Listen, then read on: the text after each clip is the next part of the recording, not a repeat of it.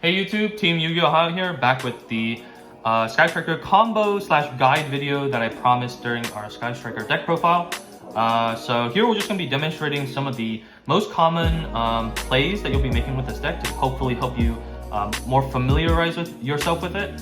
And the first combo that we're showing off is what you can do with Ray and Linkage and how you can OTK your opponent through an empty board.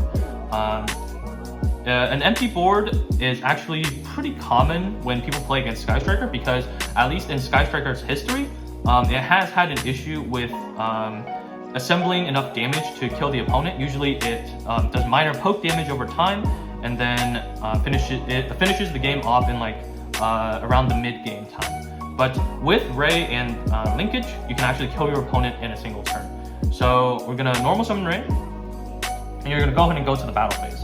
So you're going to use Ray, attack your opponent directly, that'll deal 1500 damage, and then still in the battle phase, you're going to use your Ray effect, tributing herself to special summon your Sky Striker Ace Hayate.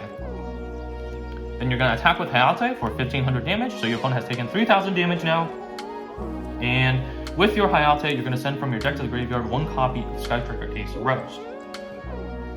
Now, you're going to activate Linkage. So you're going to send your Hayate to the graveyard to special summon Kagari from your extra deck.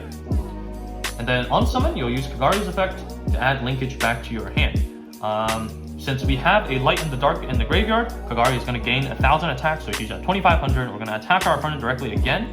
So far they've taken 5500 damage total. And Linkage isn't a hard once per turn, so you can use Linkage again, send your Kagari to the graveyard, and special summon your Shizuku. Now, same as before, since we still have a Light and Dark Engrave, she gains 1000 attack, which means she's at 2500, attacking our opponent, and that is exactly 8000 damage for lethal. Alright, so this next combo will involve what you can do with Ray and her quick effect, and Area Zero or multi-roll. So a lot of new players don't realize that Area Zero and multi-roll don't need to send their targeted card to the graveyard to gain their effects. They just need to target something. So we're going to normal summon Ray, and then we're going to activate our Area Zero, or we're going to activate our multi-roll. But in this scenario, I'm just going to show you what happens with your Area Zero. So with your Area Zero, you're going to activate its effect, targeting your Sky Striker Ace Ray. So this will attempt to reveal 3 cards, add a revealed Sky Striker card from your deck to your hand, and then shuffle the rest back, and then you also send the targeted card to the graveyard. Now, we don't want to lose our Ray, of course, so what we're going to do is we're going to chain our Ray effect as chaining 2, and sending her to the graveyard, we're going to special summon Hayate from our extra deck. Now our Area Zero is going to resolve, revealing the top 3 cards of our deck.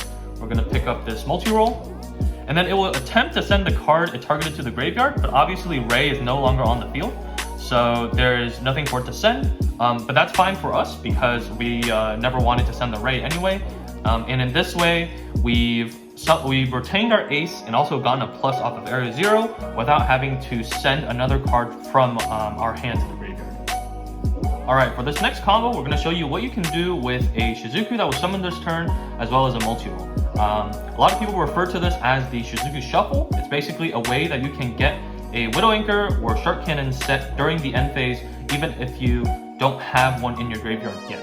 So we're going to be in our end phase, and we're going to activate our Shizuku effect to search our deck for a Sky Striker spell. So we're going to add Widow Anchor to our hand, and then now still during the end phase, we're going to activate Widow Anchor, targeting our own Shizuku to negate her effects, and sending this Widow Anchor to the graveyard. Now still in our end phase, we're going to activate our multi-rolls effect to set back our Widow Anchor, and now we can use it immediately during our opponent's turn. So this is a way you can get an interruption out if you really need it to stay alive.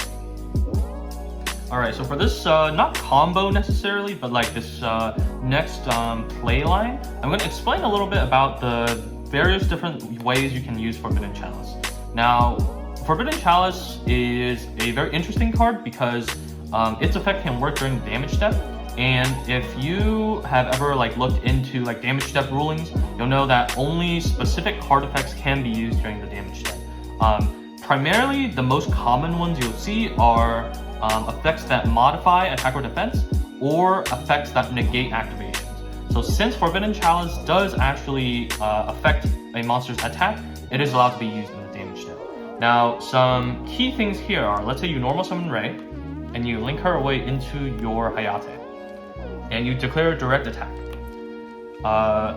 If you have your opponent very close to lethal damage, say they're at like 1800 life points, well, if you attack with Hayate, they might not respond because they think, oh, there's no way that this isn't lethal damage yet, so I don't need to respond to this attack. And then after you've confirmed with your opponent that they have nothing, and you enter the damage calculation, and you enter damage step, that's when you can activate Forbidden Chalice, targeting your own Sky Striker Ace Hayate. Now you might be thinking, if you negate your Hayate's effect, doesn't that mean that she won't be able to attack directly anymore? Well, after a card has entered damage step, even if their effects are negated, they still proceed with their attack even if they've lost the ability to directly attack. So in this case, if you Forbidden Chalice your Hayate during the damage step, she will still be able to attack directly and deal 1900 points of damage and deliver lethal to your opponent that way. So that's one way you can use it.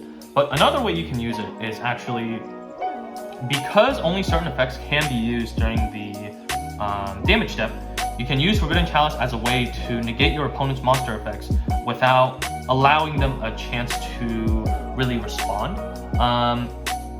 So, for example, if your opponent has a monster which has a quick effect to destroy one of your cards, let's say you summon Hayate and you declare a direct attack, they might not use that effect to destroy your Hayate because in their mind, if they just destroy your Hayate, you're just going to special summon Ray back from the graveyard. So they're going to hold off on that effect. Now, as before, you're going to attack, confirm with your opponent that they have nothing to activate before the damage step, and then during the damage step, you're going to use your Forbidden Chalice, targeting your opponent's monster to negate their effects. Now, if your opponent's monster's effect is just like a quick effect to destroy like a card on the field, like Destroyer, Phoenix, Enforcer, for instance, they won't be able to use that during the damage step because that is an effect that does not modify attack, nor does it negate activations. So that means that you can use your Forbidden Chalice to negate their Destroyer, Phoenix, Enforcer, and they wouldn't be able to use his effect in response because this is occurring during the damage step. Alright, so another interesting play you can do with Afterburners and Linkage, or really any of the other Sky Striker spells in your deck, is that you can kind of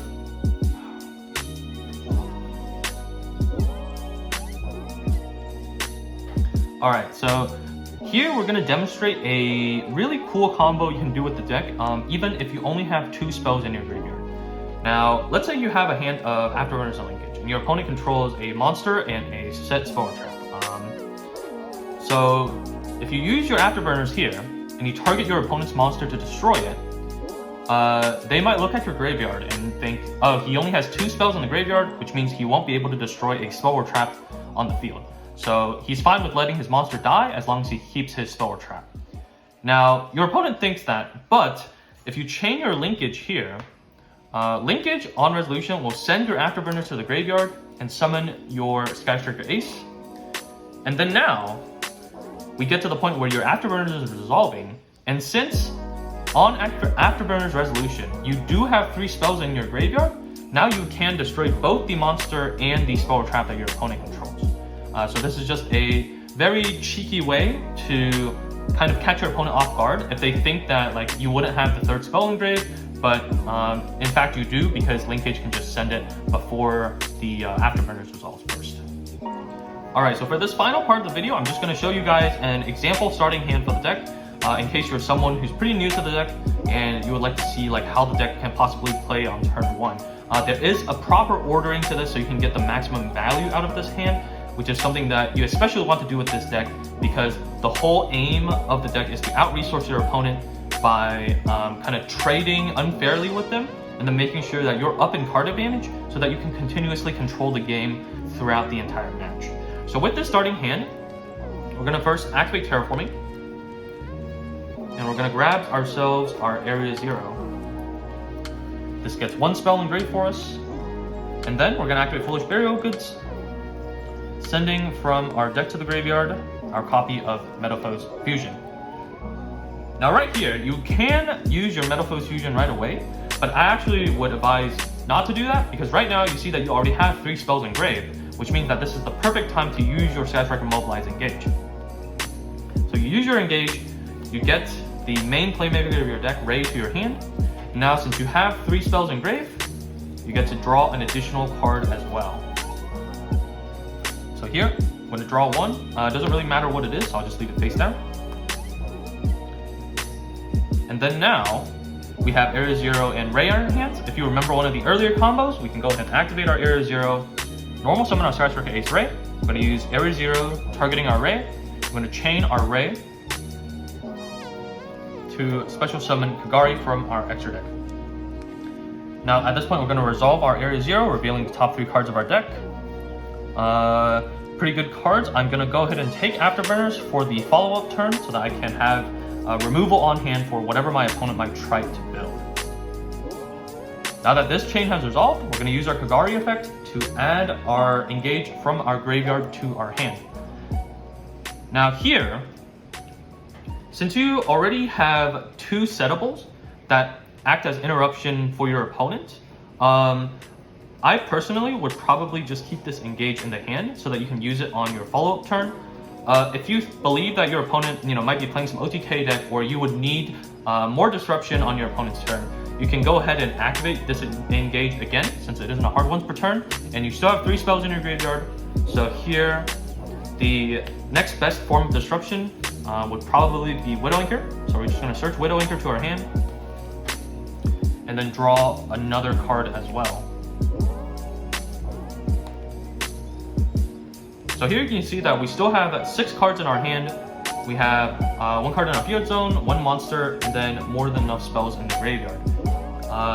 Now we can go ahead and use our Metamorphosis Fusion, shuffle it into the deck, since we're no longer activating any more Skyscraper spells that require the 3 spells. So we shuffle it back and draw another card as well. So you see how we've gone very plus in card advantage. We went from a 5 card hand to now a 7 card hand. And we can go ahead and set 3 of these to disrupt our opponent during their turn, and then link our Kagari away into our Shizuku. With our Shizuku here, we can use her effect during the end phase to search for another Skyscraper spell. It has to be a different one from any in our grave. Not a problem with Engage, since Engage is limited, so you can only play 1 copy. But here, I would usually search for either another Widow Anchor, or you can search for your multi-role. If you think that your opponent might have some chance of breaking your board and then set up their own, I think it's a safer option to add Widow Anchor to your hand, just to ensure that next turn when you try to go for another Kagari by linking your Shizuku off, your Kagari is protected when she tries to fetch this engage from your graveyard. If you don't think that your opponent will get to a spot like that, you can add multi-role to your hand, because multi-role is just such a strong follow-up. And this is an example of how you would possibly play a Skyscraper hand on your turn 1. But thanks to everyone for watching. Hope you enjoyed, and we'll see you next time.